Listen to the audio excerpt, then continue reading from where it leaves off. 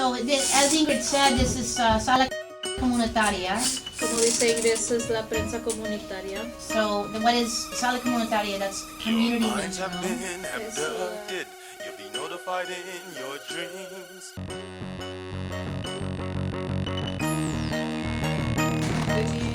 Yo soy Vivitor, Super baby mama, soy una super baby mamá, welfare queen, poverty scholar, reina del welfare, también profesora de la pobreza. formerly houseless mama in resistance, También antes estaba desalojada, no tenía un hogar para mis hijas. kicking down with Poor Magazine. Y siempre aquí metiéndome con prensa And I pobre. also am an advocate at Homeless Action Center in Berkeley, helping folks get what they need. Y también ayudo a un departamento de gente desalojada que le da beneficios a la gente pobre del área de la bahía en Berkeley.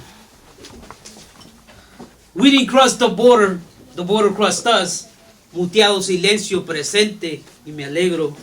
My words are my bullets, my pen is my gun. So just like real quick, my name is Muteado and I'm here teaching, helping, whatever is necessary to support Poor Magazine, and happy to be amongst you beautiful people. Soy Muteado Silencio y usted conoce que no nacimos en la frontera y simplemente estoy aquí para ayudar con lo que se necesite en prensa pobre. Ernestine Florence, a family of 10 kids and 5 cousins and 2 parents. 5 primos y Um, 2 padres. I've been involved in politics Estoy involucrada off and on throughout the years. I can proudly say that Puedo decir in 1965 I did que en walk 1966 from Selma to Alabama, Selma, caminé Alabama, de Selma a Alabama, to Montgomery, but I only did the first 8 miles because I was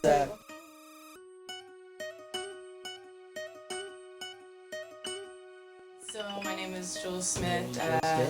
Like I was saying earlier, I used to work at San Francisco City College, but I didn't pick up any classes, and I had this in mind to do for a long time. In terms of being an educator, you're constantly thinking about ways to give folks a different kind of consciousness, and oftentimes what I would find is that with theory and other books, like folks wouldn't really read that. So I'm always looking for new mediums to have folks think about different realities in the world. So I started writing this at the beginning of 2011 and finished it in October of 2012. And essentially it's kind of like a feminist version of the Boondocks, that's what I say. Are you ABG? Wait till she, just let her finish and then we'll keep going. It's like a woman's version, so the main character is a revolutionary black woman, or she thinks of herself as a revolutionary black woman, and in line with all her heroes. It's lightweight, partly my alter ego, clearly. But at the same time, I have these other characters that present kind of a different kind of dialogue, and I was thinking about using those characters to talk about certain other political ideologies. So there's one who's more or less a Chicano nationalist. There's another who's apolitical, which is her brother, and more along the lines of like having a popular culture aesthetic. And then another character who's well versed in maybe gender and sexuality, but has no race politics. So. Just like all of our lives, like we're complicated. We may be a black or brown person and yet be, homophobic or what have you, right? So I wanted to try to present like a complicated identity for each one of these characters. So that's what I'm doing with afro-centric. It's beautiful. Okay. We'll open it up. We'll kind of just remind folks of what you're working on. Yeah. My name is Frederick, and I use my full name now for my book, Frederick Douglas Cloy. Kakinami is my mother's maiden name from her family in Japan and China. And Frederick Douglas is what my parents named me, so that's my given birth name, Frederick Douglas Cloy. My father has Cherokee and African American heritage, and I grew up with him telling me, to be proud of myself. But he has always said, this is a KKK country, and you don't trust certain people, etc. And he was in the Air Force, so we traveled a lot. I was born in the 50s in Japan, and of course the occupation of Japan by the United States was officially over, but all the bases and all the military stayed. So even now I would consider Japan a colony of the United States because they have no veto power in the UN against the United States. And they worked together after the war. They worked together, especially for people like myself who were mixed race. A lot of mothers killed us because they were too ashamed. They knew how they would be treated by Japanese, and I remember running for my life almost every day from Japanese kids trying to kill me or whatever.